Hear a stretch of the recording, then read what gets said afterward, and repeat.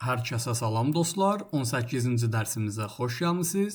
Bu dərsimizdə şahmatda çox önəmli və tez-tez istifadə olunan bağlama taktikası haqqında danışacağıq. Ötən dərsimizdə biz şiş taktikası haqqında danışmışdıq və biz demişdik ki, şiş taktikası eyni xətt üzərində duran iki fiqura hücum etdiyimiz zaman öndəki fiqurun qaçması ilə arxadakı daha az dəyərli fiqurun zərbə altında qalmasına deyilir.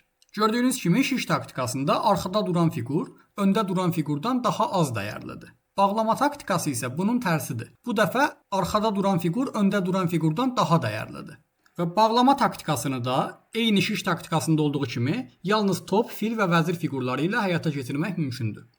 İndi isə gəlin dərsi daha yaxşı başa düşməyiniz üçün nümunələr üzərindən izah edim.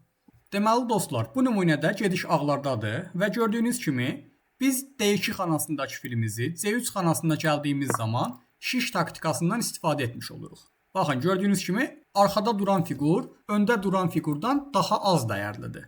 Bağlama taktikasında isə baxın, bu nümunədə biz H3 xanasındakı filimizi J2 xanasına gəldiyimiz zaman bağlama taktikasından istifadə etmiş oluruq. Bu dəfə arxada duran fiqur öndə duran fiqurdan daha dəyərlidir. Bildiyiniz kimi şahmat oyununda məqsədimiz şahı qorumaqdır. Yəni şah fiquru oyundakı bütün fiqurlardan daha dəyərlidir. Biz şiş taktikasından istifadə etdiyimiz zaman rəqib öz topunu istədiyi yerə hərəkət etdirə bilirdi. Amma bağlama taktikasında rəqib öz top fiqurunu hərəkət etdirə bilməz. Gördüyünüz kimi mən topu hər hansı bir xanaya hərəkət etdirmək istəsəm də sistem buna icazə vermir. Çünki bu şahmat oyununun qaydalarına ziddir. Gördüyünüz kimi burada fil fiquru sadəcə topa yox, arxasındakı şah fiquruna da hücum edir. Buna görə də rəqib öz topunu hər hansı bir xanaya oynaya bilmir. Və rəqib bağlamadan xilas olmaq üçün şahını hər hansı bir xanaya çəkdiyi zaman biz də növbəti gedişdə rəqibin topunu vuraraq önə keçmiş olacağıq. Şahmat oyununda iki növ bağlama var. Tam bağlama və nisbi bağlama. Bəzi kitablarda nisbi bağlamanı yarım bağlama kimi də adlandırırlar. İndi isə gəlin bunları bir-bir başa düşməyə çalışaq. Baxın, bu nümunədə biz filimizi C3 xanasına gəldiyimiz zaman rəqibi tam bağlamaya salmış oluruq. Çünki gördüyünüz kimi biz top fiqurunu heç bir xanaya hərəkət etdirə bilmirik. Sistem icazə vermir. Çünki arxadakı fiqur şah fiqurudur. Yəni dostlar, sadə şəkildə desək, bağlama zamanı arxadakı fiqur şah fiqurudursa, bu tam bağlama adlanır. Biz C2 xanasındakı filimizi Y4 xanasına gəldiyimiz zaman isə nisbi bağlama etmiş oluruq. Tam bağlama ilə nisbi bağlamanın fərqi odur ki, tam bağlama zamanı bağlanan fiqur heç bir şəkildə hərəkət edə bilmir. Nisbi bağlama zamanı isə, baxın, bu nümunədə biz istəsək topumuzu hər hansı bir xanaya oynaya bilərik.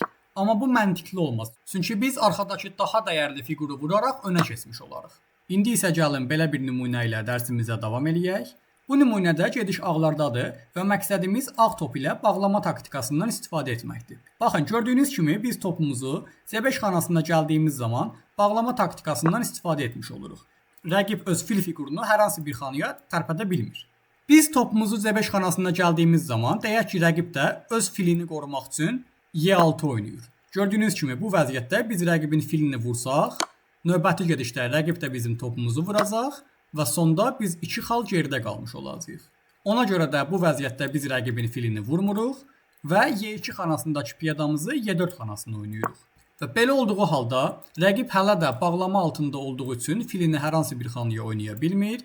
Və bu vəziyyətdə rəqib nə oynayırsa oynasın, deyək ki, şahını J6 xanasına gələrək bağlamadan çıxır. Növbəti gedişdə biz rəqibin filini öz piyadamızla vuraraq 3 xal önə keçmiş olacağıq. Deməli dostlar, indi isə gəlin belə bir nümunə ilə dərsimizə davam eləyək. Bu nümunədə gediş ağlardadır və məqsədimiz ağ fil ilə bağlama taktikasından istifadə etməkdir. İndi isə siz videonu dayandırıb ağ fil ilə bağlama taktikasından istifadə etməyə çalışın. Ümid edirəm ki, hamınız düzgün cavabı tapa bilmisiniz. Bu nümunədə düzgün cavab D2 xanasındakı filimizi F4 xanasına gəlməkdir. Baxın, gördüyünüz kimi filimizi F4 xanasına gəldiyimiz zaman rəqibin topunu bağlamaya salmış oluruq. Bu nümunədə rəqib öz topunu hər hansı bir xanaya çəkdiyi zaman arxadakı daha dəyərli fiquru olan vəzir fiqurunu itirmiş olacaq. Deməli dostlar, 18-ci dərsimiz bu qədər idi. Ümid edirəm ki, hamınız üçün faydalı oldu. Videonu bəyənməyi və kanala abunə olmağı unutmayın. Növbəti dərslərdə görüşənədək hamınıza uğurlar.